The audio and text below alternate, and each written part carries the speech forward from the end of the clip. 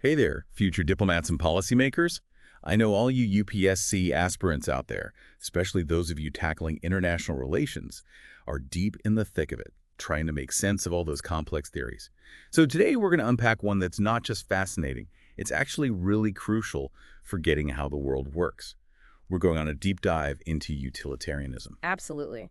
It might sound super philosophical at first, but utilitarianism has a huge impact on how we approach things like diplomacy, policymaking, global issues in general. Think of it as a tool to help you sharpen your analysis of international events. Okay, I like it, a tool, right? So let's start by setting the scene. We're going back in time, back to the 18th and 19th century England. Mhm. There's a ton of intellectual energy buzzing around, right? And this is where we meet Jeremy Bentham, a brilliant guy, a real forward thinker. He's the one who really puts utilitarianism on the map. Bentham was all about this radical yet surprisingly simple idea. The greatest happiness for the greatest number. Every action, every decision, everything should aim to maximize happiness and minimize suffering. He even tried to figure out how to measure happiness with this thing he called the philosophic calculus, to actually guide political choices. Wait, hold on. A solicific calculus. He was trying to put numbers on happiness. That's pretty ambitious, isn't it? Oh yeah, it was a bold idea for sure. Bentham was convinced that pain and pleasure, those were the driving forces behind everything we do, the sovereign masters, as he put it. And if we could understand that, he argued, we could design a better society. So it wasn't just about, like, individual happiness. It was about building a whole system, a society that makes most people happy. Exactly. Bentham was a reformer at heart. He wanted laws that were clear, consistent, available to everyone.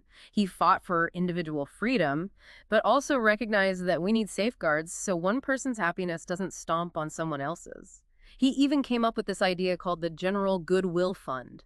Imagine a system where people could literally deposit acts of kindness. A karma bank. Yeah. That's wild. Okay, so Bentham was definitely thinking outside the box. What else did he come up with? Well, his views on punishment were also pretty interesting. He wasn't all about retribution, it was more about deterring crime. He had these 9 points, actually, for creating effective and fair punishments. These ideas still come up today in debates about the justice system. So even with punishment, it was still all about maximizing happiness, Hmm. right? Creating a better, safer society. Exactly. A just system would deter crime, and that leads to a happier society overall. Now remember, this was a time when democracy was gaining momentum. Bentham was a huge advocate for democracy and universal suffrage. Pretty radical stuff back then. And that's where it gets really interesting, especially for you UPSC aspirants, because these ideas from centuries ago still impact how we understand global politics today. Right. Bentham's work gives us a framework for thinking about things like foreign aid, humanitarian interventions, conflict resolution. How do we achieve the greatest happiness on a global scale? What are the compromises? Who benefits in the end? So it's not just about what one country wants. It's about considering everyone, expanding that circle of happiness to the whole world. Exactly. It forces us to ask some tough questions. Can we really measure happiness across different cultures? Who gets to decide what happiness even means? These are the dilemmas policymakers and diplomats face all the time. Right. And I bet some of our listeners are thinking, hold on, what about individual rights? What about justice?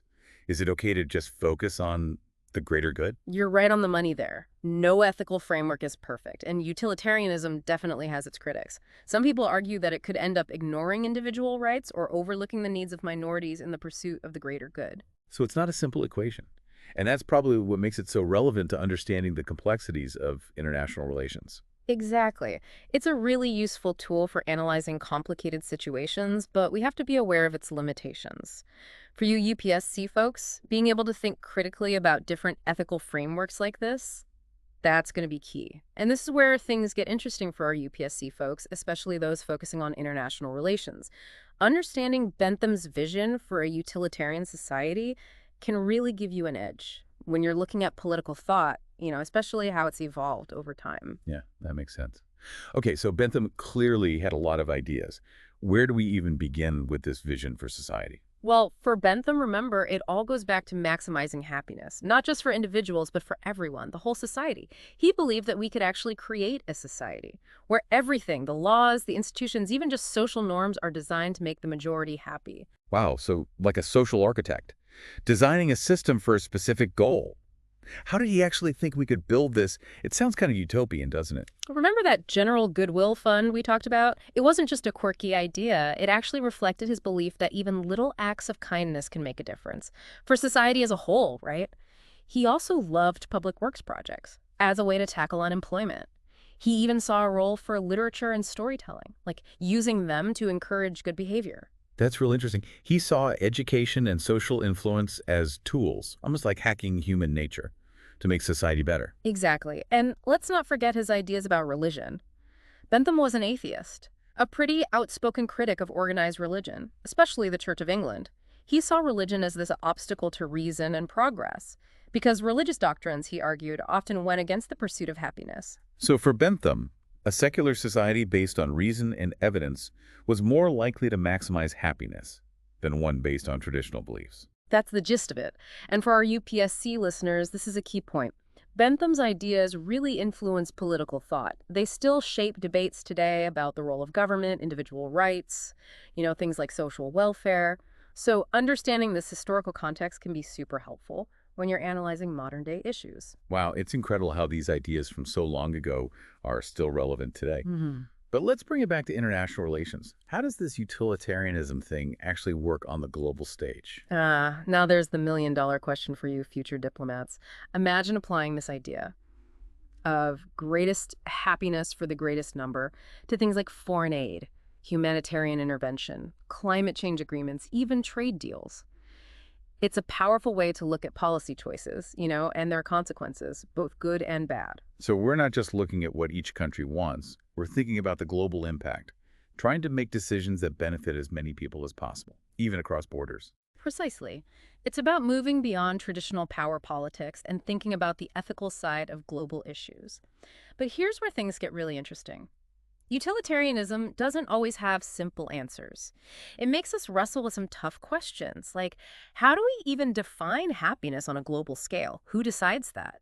And how do we make sure we're not sacrificing the rights of individuals or minority groups in this pursuit of the greater good? Yeah, that's a tough one. It seems like there's this tension between doing what's best for the majority and protecting the rights of the few. How does utilitarianism balance those two? They seem kind of contradictory. And that's where the subtleties of this philosophy really come into play. For our UPSC folks, understanding these nuances is critical. Think of it this way. Utilitarianism isn't about finding easy solutions. It's about encouraging you to think critically, to see different perspectives, to understand the trade-offs, and then ultimately to come up with well-reasoned arguments. That's what the UPSC exam is all about, right? So it's not about getting the right answer. It's more about showing you understand how complicated these ethical dilemmas really are, recognizing both the good and the bad, the strengths and weaknesses of utilitarianism as a framework for understanding international relations. Exactly. And that's what makes it such a fascinating and relevant topic for anyone who wants to have intelligent, informed discussions about what's going on in the world.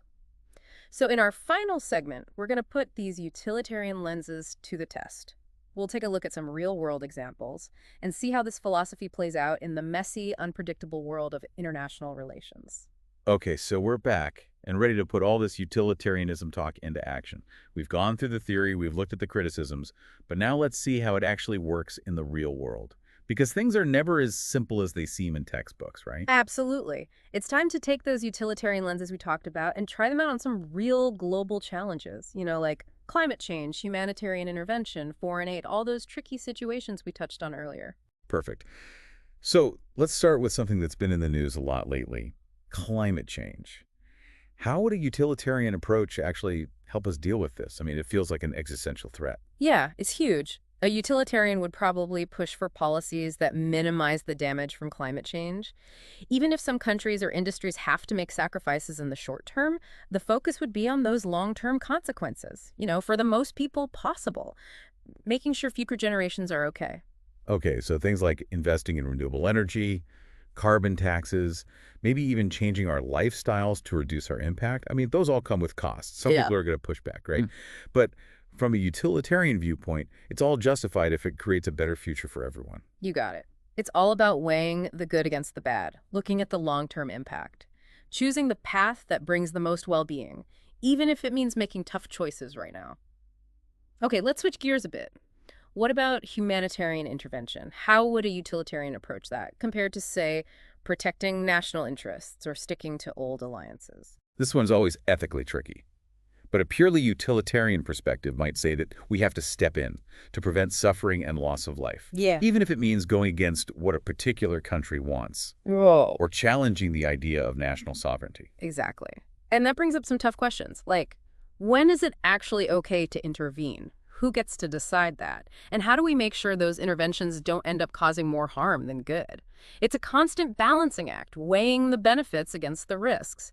And sometimes there just aren't easy answers. Yeah, it seems like this utilitarian lens really highlights those gray areas, where there's no clear right or wrong. You're absolutely right. And for our UPSC folks out there, being able to talk about these complexities, to make nuanced arguments, to really show you get the ethical dilemmas, that's what's important. It's Yeah. not just about remembering facts and theories, it's about critical thinking, engaging with these issues in a thoughtful way. Okay, so it's not just knowing what utilitarianism is, it's about knowing how to actually use it, to analyze real-world situations and understand the ethical challenges. You got it.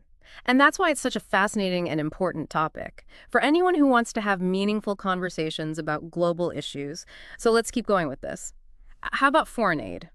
How would a utilitarian approach this differently than, say, strengthening alliances or fulfilling obligations? I'd imagine a utilitarian would prioritize aid that actually makes a difference in people's lives, like where it has a measurable impact on well-being.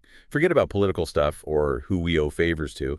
Focus on where it can do the most good. Exactly. A utilitarian would argue for sending aid to places where it can really make a difference, alleviate suffering, improve health, support education, empower communities, contribute to overall happiness, no matter where they are in the world, what their politics are.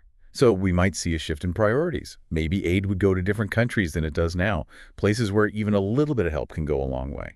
Yeah, that's a real possibility. And that's how utilitarianism can challenge how we do things, how we think about things. It encourages us to rethink our priorities, to base decisions on maximizing well-being. It asks us, are we really using our resources in the most effective, most ethical way? Wow. This has been a fascinating deep dive into utilitarianism, from its origins in philosophy to how it plays out in tackling global issues. Definitely a lot to think about. I'm sure our listeners are feeling the same way. Right. And for our UPSC aspirants, this is just the start. You're going to come across lots of different ethical frameworks in your studies. The important thing is to really think critically about them, see their strengths and weaknesses, and form your own opinions. So everyone keep those brains working, stay curious, and don't stop exploring these complex, fascinating questions that are at the heart of international relations. And if you liked this deep dive, hit that subscribe button. Share it with your fellow UPSC friends. We'll be back soon with more deep dives into the world of international relations.